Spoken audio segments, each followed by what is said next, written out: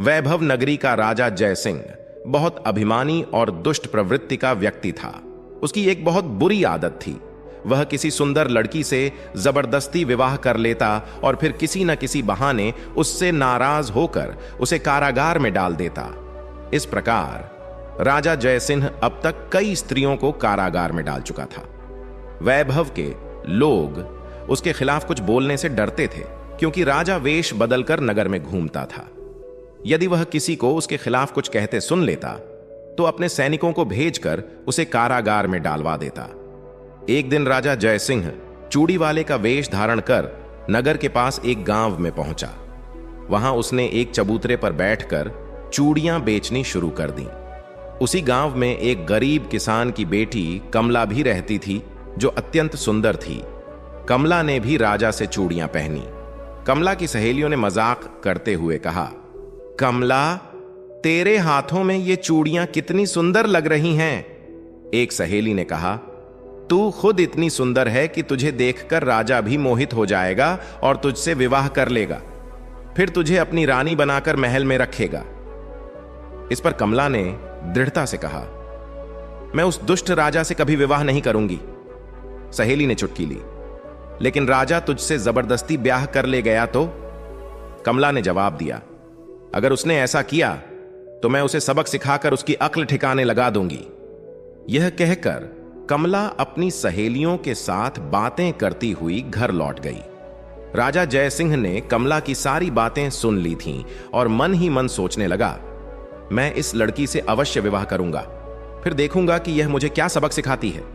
इसके बाद इसे भी किसी बहाने कारागार में डाल दूंगा। अगले दिन राजा जयसिंह ने सैनिकों को कमला को पकड़कर लाने का आदेश दिया। कमला के माता पिता को भी गांव से बुलाया गया। राजा ने कमला से विवाह किया। विवाह के बाद जब कमला अपने माता पिता के पैर छूने झुकी तो उसने कहा, मेरी चिंता मत करना, मुझे मेरे भाग्य पर छोड़ दो। यह सुनकर कमला के माता पिता रोते बिलखते गांव लौट गए। विवाह के बाद कुछ दिन ऐसे ही बीत गए। कमला रानी तो बन गई थी, लेकिन उसका दिल हर समय बेचैन रहता था। राजा जयसिंह लगातार उसे कारागार में डालने का बहाना खोज रहा था, लेकिन उसे कोई उचित मौका नहीं मिल रहा था। एक शाम राजा जयसिंह दरबार से महल लौटा। कमला ने कहा, महाराज, मैं दासी को बुलवाकर जल मंगवाती हूं। राजा ने तुरंत कहा, नहीं, आज तुम खुद हमारे लिए जल लाओगी। कमला ने विनम्रता से उत्तर दिया, ठीक है महाराज, आप आराम कीजिए, मैं जल लेकर आती हूं। कमला जल लाने गई तो मन में सोचने लगी, राजा ने अवश्य ही कोई चाल चली है, मुझे बुद्धिमानी से काम लेना होगा। उधर राजा सोच रहा था, आज कमला की गलती पकड़ने का अच्छा अवसर है। अगर वह पीने का पानी लाएगी तो मैं कहूंगा कि हाथ पांव धोने के लिए जल चाहिए था, और यदि वह हाथ पांव धोने का जल लाएगी तो कहूंगा पीने के लिए चाहिए था। कमला बड़े पात्र में जल लेकर लौटी।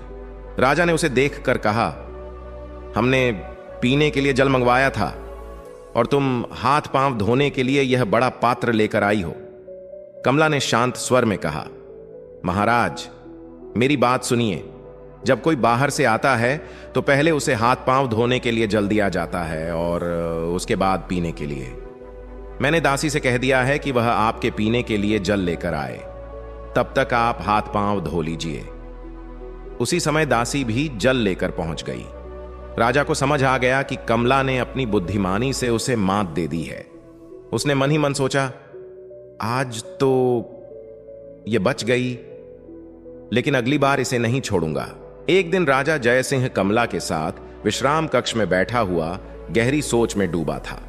वह विचार कर रहा था कि बहुत समय हो गया, अब जल्दी ही किसी बहाने कमला को कारागार में डाल देना चाहिए। तभी एक सैनिक आया और बोला, महाराज की जय हो, चंदन नगर के राजा ने अपना दूत भेजा है। राजा ने कहा, ठीक है, उस दूत को अंदर भेज दो। दूत ने अंदर आकर कहा, महाराज की जय हो, हमारे राजा ने अपने राज्य की वर्षगांठ के उपलक्ष्य में आपके लिए यह मिठाई भेजी है। यह सुनकर राजा ने प्रसन्न होते हुए कहा, वाह, राजा ने हमारे लिए मिठाई भेजी है, फिर तो हम इसे अब भी खाएंगे।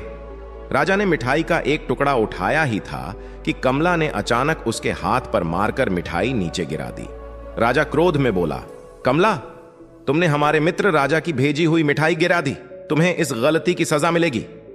कमला शांत स्वर में बोली, महाराज, मैंने कोई गलती नहीं की है, बल्कि मुझे तो इसके लिए पुरस्कार मिलना चाहिए। राजा ने हंसते हुए कहा, अवश्य, हम तुम्हें कारागार का पुरस्कार देंगे। सैनिकों, कमला को बंदी बनाकर ले जाओ और कारागार में डाल दो। कमला ने विनम्रतापूर्वक कहा, ठहरिए महाराज, मुझे कारागार में डालने से पहले इस मिठाई का परीक्षण कर लीजिए। राजा ने गुस्से से कहा, परीक्षण? यह तुम्हारी कोई चाल है, लेकिन इससे तुम सजा से नहीं बच सकती। कमला ने उत्तर दिया, महाराज, मुझे अपनी गलती पर सजा स्वीकार है, परंतु एक बार इस मिठाई को किसी कुत्ते या बिल्ली को खिलाकर देख लीजिए। यह सुनकर वहां खड़ा दूत घबरा गया और सोचने लगा, मुझे यहां से भाग जाना चाहिए, नहीं तो राजा मुझे फांसी पर चढ़ा देंगे। राजा ने आदेश दिया, सैनिक, पहले इस दूत को बंदी बना लो, फिर किसी कुत्ते या बिल्ली को मिठाई खिलाओ। सैनिकों ने दूत को बंदी बना लिया। तभी दूसरा सैनिक एक बिल्ली को पकड़ लाया। बिल्ली को मिठाई के पास छोड़ दिया गया, लेकिन मिठाई खाते ही बिल्ली मर गई। यह देख राजा चौंक कर बोला, अरे, इसमें तो जहर था। कमला ने कहा, हां महाराज, मिठाई में जहर मिला था। मैंने दूत के चेहरे के हाव भाव से ही यह समझ लिया था। वैसे भी किसी बाहर से लाई गई वस्तु को बिना परीक्षण के खाना खतरनाक हो सकता है। राजा सोचने लगा, ओह, कमला ने मुझे मरने से बचा लिया, लेकिन खुद भी सजा से बच गई। खैर, अगली बार इसे कारागार में डाल ही दूंगा। राजा ने कहा, कमला, तुमने अच्छा काम किया है, हम तुमसे यही आशा करते हैं। कुछ दिन ऐसे ही बीत गए। राजा को कमला को सजा देने का कोई बहाना नहीं मिला। एक दिन राजा ने कहा, कमला, आज हम शिकार पर जा रहे हैं, शाम तक लौट आएंगे। कमला बोली, ठीक है महाराज, मैं आपकी प्रतीक्षा करूंगी। राजा कुछ सैनिकों के साथ शिकार पर निकल गया, लेकिन यह शिकार केवल एक बहाना था। असल में वह कमला को फंसाने के लिए नई चाल चल रहा था। जंगल में पहुंचकर राजा ने सैनिकों से कहा, आज मौसम बहुत अच्छा है, हम कोई शिकार नहीं करेंगे, तुम महल जाओ और रानी कमला को यहां लेकर आओ, आज हम सैर करेंगे। सैनिक ने कहा, जो आज्ञा महाराज। सैनिक महल पहुंचा और कमला से बोला, रानी साहिबा, महाराज ने संदेश भेजा है कि आज का मौसम बहुत सुहावना है, वह चाहते हैं कि आप जंगल में उनके साथ सैर करें। कमला सोचने लगी, यह राजा की कोई नई चाल लगती है।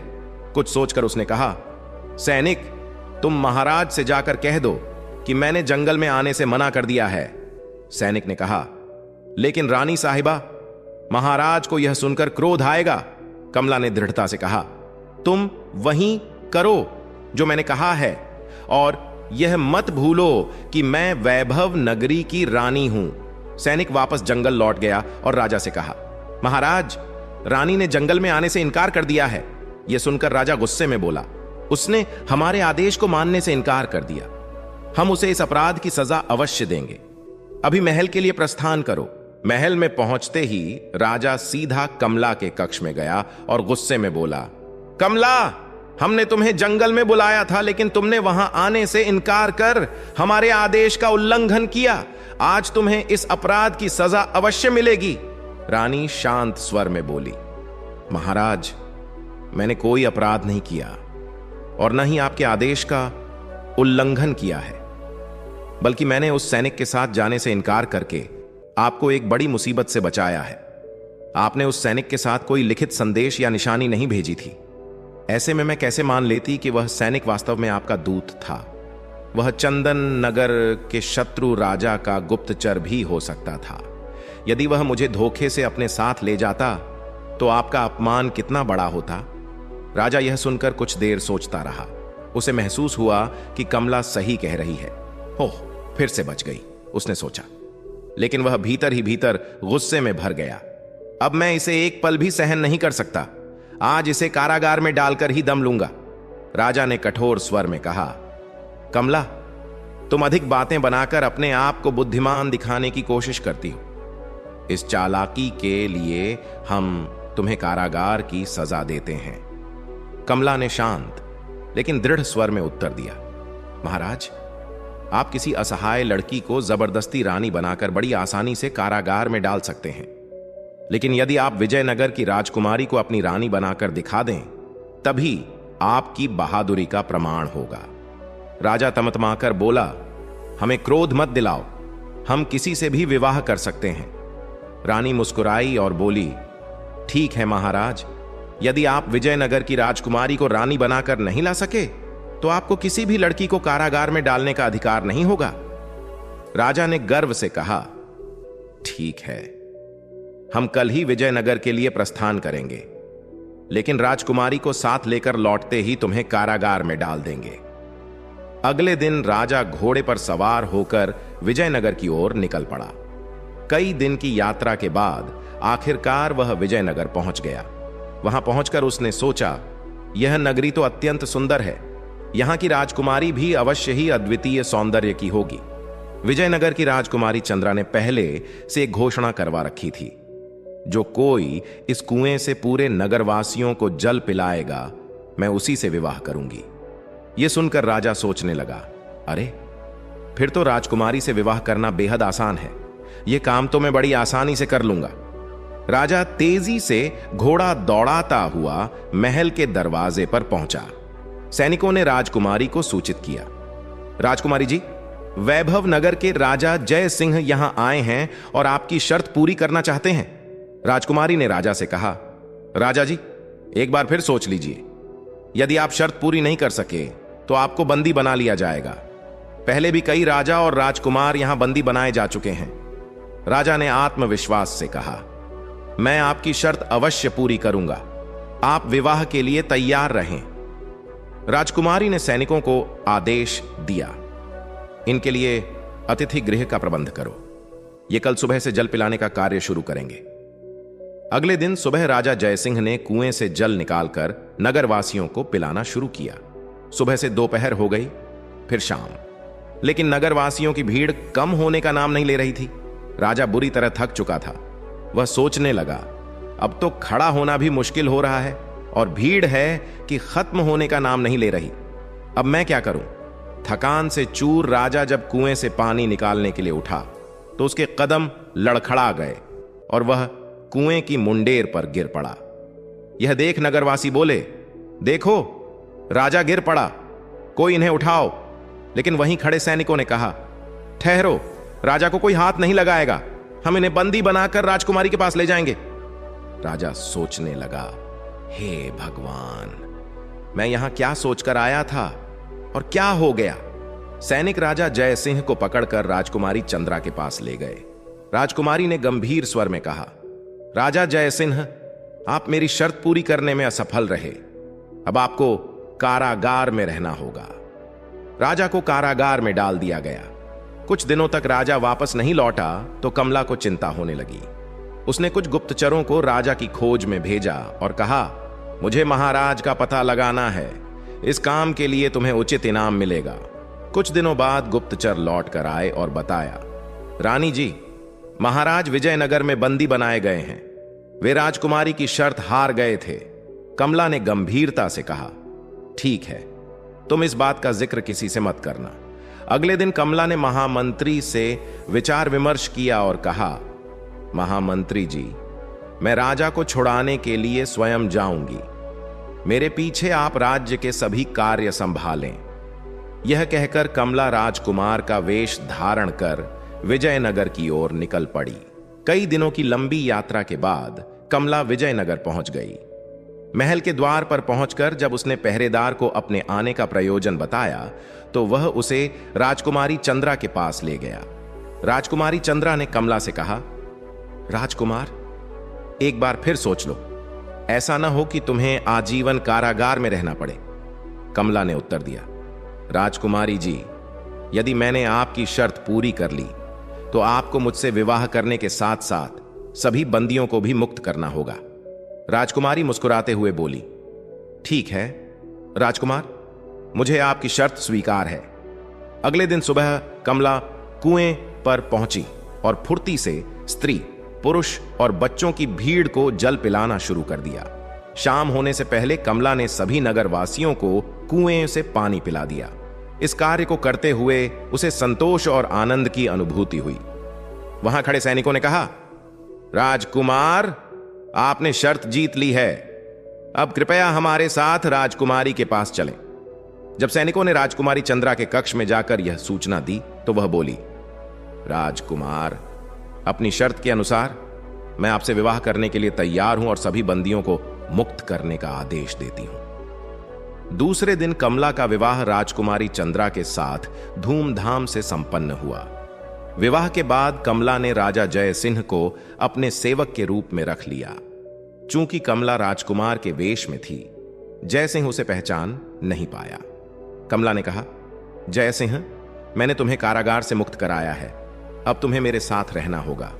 जय सिंह ने सिर झुकाकर कहा, जी राजकुमार, मुझे स्वीकार है, आपका यह उपकार मैं कभी नहीं भूलूंगा। 2 दिन बाद कमला राजकुमारी चंद्रा और जय सिंह के साथ वैभव नगर के लिए रवाना हुई। यात्रा के दौरान जब वे वैभव के पास पहुंचे तो कमला ने एक सैनिक से कहा, सुनो, हमें किसी आवश्यक कार्य से जाना होगा, तुम सब राजकुमारी और राजा को वैभव पहुंचाओ। यह कहकर कमला घोड़े पर सवार होकर तेजी से वहां से निकल गई। जब राजकुमारी चंद्रा और जय सिंह सैनिकों के साथ वैभव पहुंचे तो जय सिंह ने सोचा, अरे, मैं तो अपने नगर पहुंच गया हूं, अब डरने की क्या बात है, यहां का राजा तो मैं ही हूं, इस राजकुमारी को भी अपने महल ले जाऊंगा। जय सिंह ने ऊंचे स्वर में कहा, सुनो, मैं इस नगर का राजा जय सिंह हूं, तुम सबको मेरा आदेश मानना होगा। यदि नहीं माना तो मैं तुम्हें अपने सैनिकों से कैद कराकर कारागार में डलवा दूंगा। इसके बाद जय सिंह सबको अपने महल ले गया।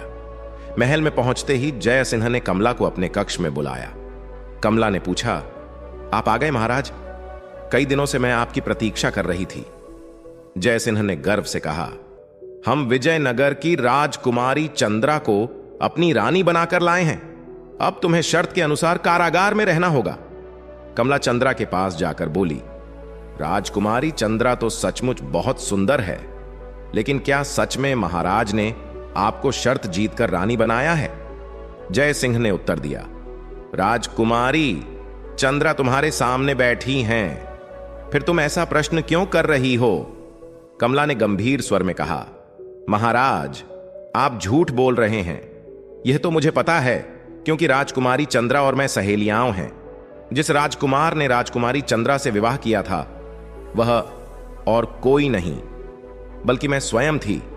कमला ने आगे कहा, मैं और राजकुमारी चंद्रा ने मिलकर यह योजना बनाई थी। हमारा विवाह केवल एक नाटक था ताकि आपको सबक सिखाया जा सके। यह सब इसलिए किया गया ताकि आप अपनी झूठी शान और अभिमान को त्याग दें और एक बेहतर इंसान बन सकें। कमला ने पूरी घटना विस्तार पूर्वक सुनाई। सच्चाई जानकर जय सिंह अत्यंत शर्मिंदा हुआ। उसने कमला से कहा, कमला, मुझे क्षमा कर दो, अपने झूठे अभिमान के कारण मैं तुम्हें पहचान नहीं सका, मैं बहुत पछता रहा हूं। इसके बाद जय सिंह ने अपने कारागार में बंद सभी स्त्रियों को मुक्त कर दिया। राजकुमारी चंद्रा भी अपने राज्य लौट गई। जय सिंह और कमला अब साथ रहने लगे। राजा ने अपना झूठा अभिमान त्याग दिया और रानी के साथ सुखपूर्वक रहने लगा। दोस्तों, कहानी कैसी लगी कमेंट करके जरूर बताएं और वीडियो को लाइक और चैनल को सब्सक्राइब करके बेल आइकन पर प्रेस कर लीजिए, जिससे आप प्राचीन कथाओं और कहानियों से जुड़े रहे। ओम नमः शिवाय।